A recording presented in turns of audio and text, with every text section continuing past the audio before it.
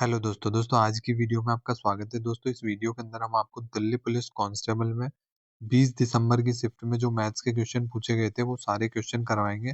दोस्तों ये video SSC GD और एसएससी एमटीएस इन सभी बच्चों के लिए बहुत इंपॉर्टेंट है। चलिए दोस्तों वीडियो को शुरू करते हैं। दोस्तों इसमें पहला क्वेश्चन है, सामान की लागत कीमत 500 दे रखी है। ठीक है, व्यापारी उस पर लागत से 40% तो अधिक अंकित करता है और 25% का डिस्काउंट दे देता है, तो फाइनली उसको कितने में बेच रहा है वो। तो लागत क्या होता है आपका, सीपी होता है। ये अपन ने सीपी मान लिया। अब इस पे अपन को 40% ज्यादा अंकित करना है, तो कितना हो जाएगा 40 का 140 बटे में आपका 100। ठीक है, 14 पंजे कितना हो गया, 14 28 14 14 54 14 पंजे आपका। चलिए पहला क्वेश्चन देखते हैं। इसमें बोला गया है सामान की लागत कीमत दे रखी है अपन को। ठीक है, कितनी, 500। व्यापारी उस पर 40% तो एमआरपी अधिक अंकित कर रहा है और 25% डिस्काउंट दे रहा है, तो फाइनली अपन को कितने में बेच रहा है ये बताना है, उसका एसपी बताना है। तो अपन को लागत मूल्य पता है क्या होता है, सीपी होता है। ठीक है, अब सीपी पर क्या कर रहा है वो 40% का अधिक अंकित कर रहा है कीमत। तो 500 इंटू में आपका कितना 40% अधिक कर रहा है, तो इसलिए 100 में प्लस हो जाएगा 140। डबल जीरो से डबल जीरो, 14 पंजे 70।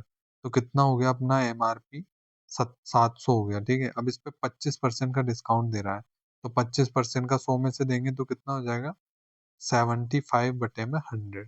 तो 25 से काटेंगे 3 बार, 25 चौक 4 बार। ठीक है, अब इसके अंदर 7 दिया, कितना हो गया आपका 21 हो गया। ठीक है, अब इसको अपन 4 से डिवाइड कर देते हैं। 4 पंजे 20, 4 दूनी 8, 4 पंजे 20। ठीक है, तो आपका कितना आंसर आएगा 525। ये आपका राइट आंसर है। ठीक है, उसके बाद नेक्स्ट क्वेश्चन है, एक वृत्त का व्यास 14 सेंटीमीटर से बढ़कर 21 सेंटीमीटर हो जाता है। ठीक है, तो क्षेत्रफल में प्रतिशत वृद्धि ज्ञात कीजिए।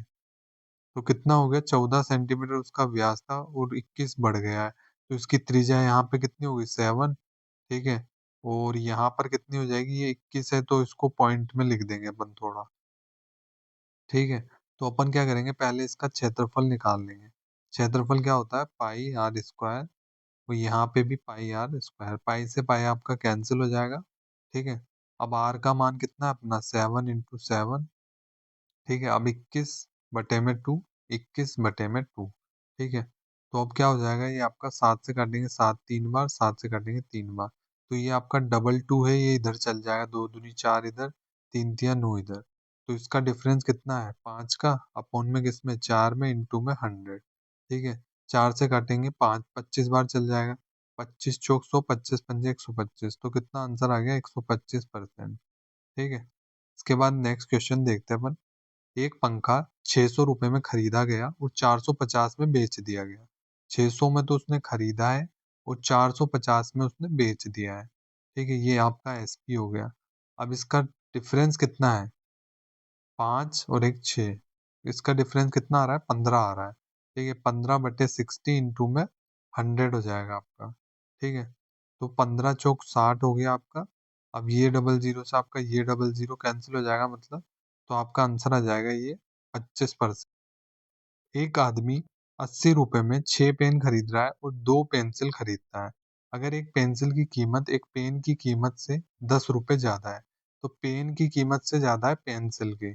तो ये इसको मानेंगे एक्स, इसको मानेंगे x+10 हो जाएगा ये कीमत। ठीक है, अब इसमें क्या बोला है अपन को, 6 पेन और 2 पेंसिल खरीदता है एक आदमी 80 रुपए में। तो पेंसिल की कीमत कितनी थी, x+10, तो 2 से मल्टीप्लाई हो जाएगा। ठीक है, अब इसके बाद पेन की कीमत है एक्स, तो अपन कितना कर देंगे, 6x हो जाएगा, बराबर में आपका 80। ठीक है, अब इसको मल्टीप्लाई करेंगे, 2x+20 प्लस 6x = 80। 6 7 8 आपका 8x हो गया, और ये 20 आपका इधर माइनस हो जाएगा, तो कितना हो जाएगा, 60 आ जाएगा। ठीक है, अब x के बाद अपन क्या करेंगे, x का मान निकालेंगे, 60/80, 8 कर देंगे, तो आपका आंसर निकल के आएगा 7.5 के लगभग। ठीक है, नेक्स्ट क्वेश्चन है, चीनी की कीमत 25% बढ़ जाती है, एक परिवार को अपनी खपत कितने प्रतिशत कम करनी चाहिए ताकि खर्च वही रहे। तो कितनी बढ़ रही है, 100 से बढ़ रही है आपकी 25%। अब इसको सेम वही रखना है, तो कितना हो जाएगा, 125 अनुपात 100। ठीक है, अब इसका इसको थोड़ा शॉर्ट कर लेते हैं, 5 इसको काट देते 25 से, 25 पंजे 125, 25 चौक 100, कितना हो गया, एक कम हो रहा है, अपॉन में 5 इंटू में 100, तो आपका आंसर निकल के आएगा 20। ठीक है। नेक्स्ट क्वेश्चन है, ए बी से दोगुना कुशल है। ठीक है, तो इसका मतलब है ए दो दो काम कर रहा है, बी एक काम कर रहा है, वे दोनों मिलकर, ये क्या निकल गया, एफिशिएंसी, वे दोनों मिलकर 12 दिनों में पूरा करते हैं काम। तो इनकी एफिशिएंसी 2 और 1 कितना हो गया, 3 इंटू में 12। ठीक है, तो बी अकेला कितना समय ले रहा है, बी की एफिशिएंसी 1 है, तो 12 दिया 36 दिन। ठीक है, चलिए नेक्स्ट क्वेश्चन को देखते हैं। ए एक काम को 8 दिन में कर सकता है, बी 12 दिन में, सी 24 दिन में, वे दोनों मिलकर कितने दिनों में काम पूरा करेंगे।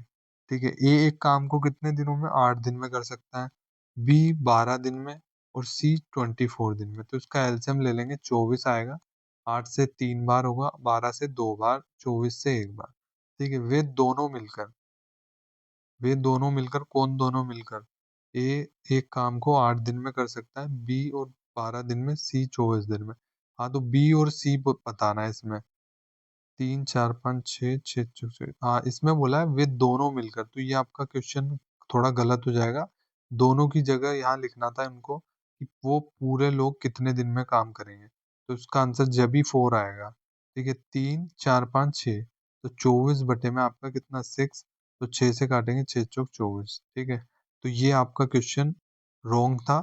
इसके अंदर आपको इसके अंदर जो भी नंबर थे आपके, वो 100% मिलने वाले हैं आपको।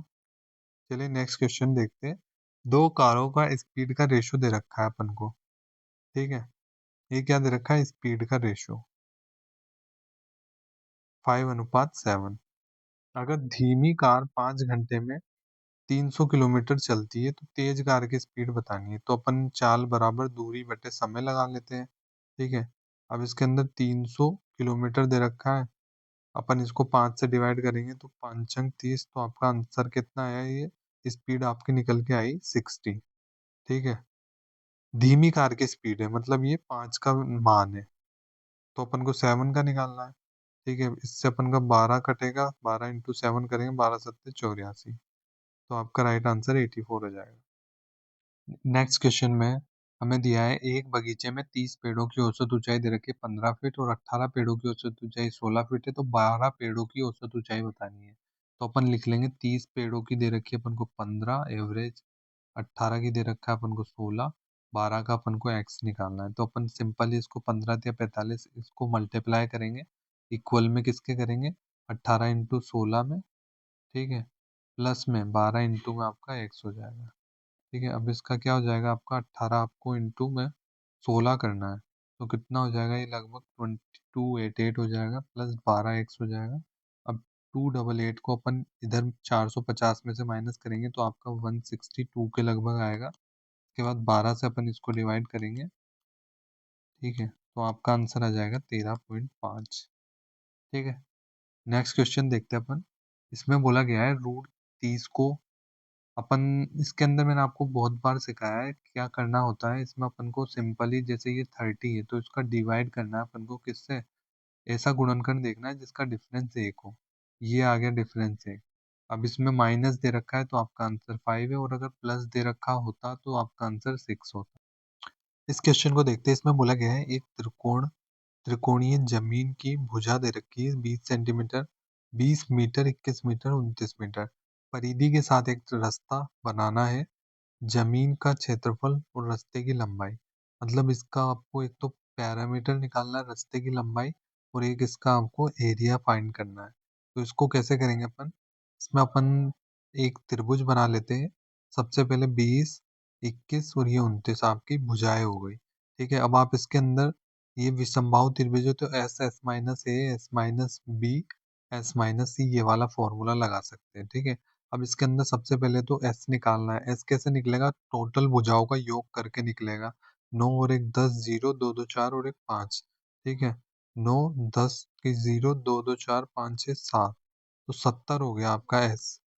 अब इसका अपन डिवाइड करेंगे, तो आपका एस निकलेगा 35। ठीक है, 35 आपका जो अर्ध परिमाप है वो निकल गया। ठीक है, और जो आपका पैरामीटर था वो कितना निकला था, 70 निकला था।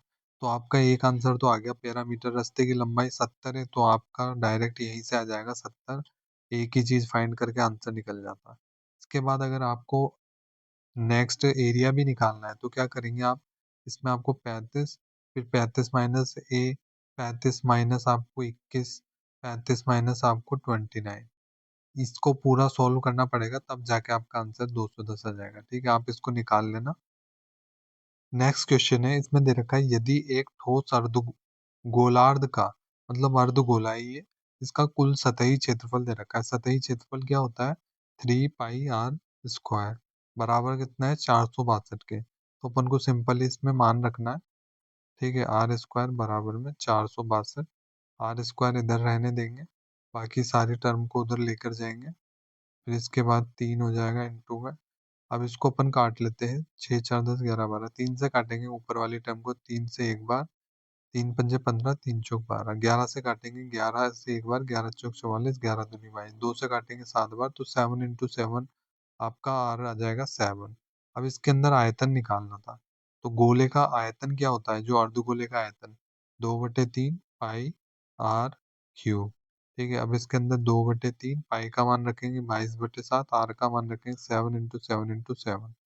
तो आपका 7 से 7 कैंसिल हो जाएगा। आप इसको पूरे को सॉल्व करेंगे तो आपका आंसर ये वाला आ जाएगा। ठीक है, चलिए नेक्स्ट क्वेश्चन देखते हैं। एक गोले की त्रिज्या जिसका आयतन 36 पाई दे रखा है, तो गोले की त्रिज्या दे रखी है, त्रिज्या अपन को निकालनी है। आयतन दे रखा है, तो गोले का आयतन क्या होता है, 4/3 πr³ ये गोले का आयतन होता है। इसके बराबर है 36 पाई के, तो पाई से आपका पाई कैंसिल हो जाएगा। r³ 4 से काटेंगे, 4 4 अट्ठे 32, 4 9 36। ठीक है, तो 9 × 3 हो गया आपका। r³ में 3 × 3 × 3, तो अब r कितना हो जाएगा आपका, 1 r आ जाएगा। ठीक है, नेक्स्ट क्वेश्चन है अपना, एक्स वाई का अनुपात दे रखा है, वो वाई जेड का दे रखा है। तो इसमें वाई सिमिलर है दोनों में, तो वाई इधर अलग है, तो इसको 3 से मल्टीप्लाई करेंगे। तो एक्स से भी मल्टीप्लाई करना पड़ेगा 3 को, तो 4 × 3 = 12, 3 × 3 = 9 = 7, तो आपका आंसर आ जाएगा 12 9 7।